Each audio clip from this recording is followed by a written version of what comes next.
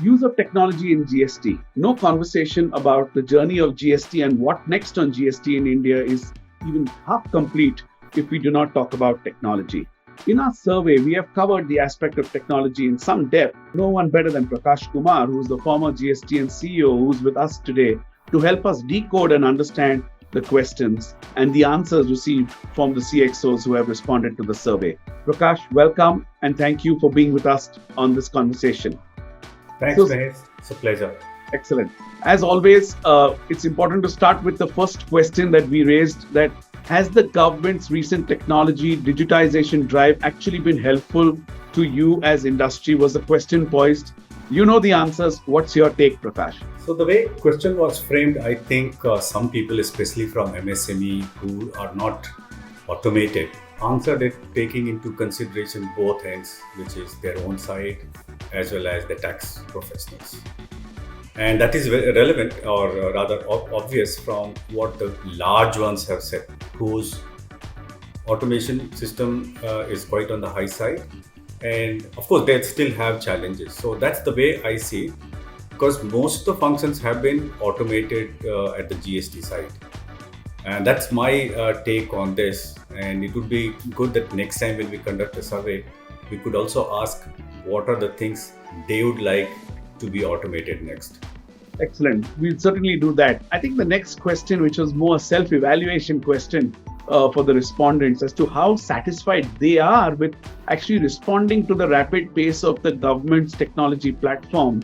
And one of the responses that really caught my attention was this one that said 41% said yes, 44% said partially yes, and the balance 15 said no. What's your critical analysis of this? And would you think that we are in a journey where once we conduct the survey again, 1 year later, 2 years later, the self-assessment by industry, will it improve, or do you think it's going to be the same? So I think it will improve, and over the years it has improved. Industry was a little behind when the GST started. So that was one, and a large number of companies have automated it. But they have a challenge. They use multiple ERPs, especially the large ones. And combining them, bringing them together to have one unified view, it takes time. So that could be one of the reasons for even the large companies saying that. And the same thing goes true for the mid-level as well. Smaller ones, small scale and the micro ones, they are not that automated. So naturally there the automation level requirement is very, very high. So that's the way I look at it, and more they automate, and especially now when the GST system, the processes are not being changed as used to be in 17, 18 and 18, 19. There is now more certainty, so their systems, whatever they design and or buy, will be working much better today. Interesting, Prakash. Last but not the least, a question that was poised is what following technology interventions are relevant for your tax function? And the maximum response came on ERP process tax automation, as well as data management being the close second. What's your take on these two, and particularly in the backdrop of the e-invoicing threshold having come down from 500 to 150 and recently 20? I'll be interested to hear your take on this response of companies, Prakash. In fact, that's a very, very relevant area. And I just looked at the fourth year report, which says that 5 crore to 20 crore, there are around 25% of invoices come from that. 40% invoices are already from those who are above 20 crores. Now, the moment we go to 5 crores and also make optional for all others, we'll see a huge jump. Now, why we invoice? Because then it makes life of both the supplier and buyer much easier. Your automation of return becomes very, very high. In the sense, it gets automatically framed, your GSTR1, GSTR2, A to B, and naturally 3B.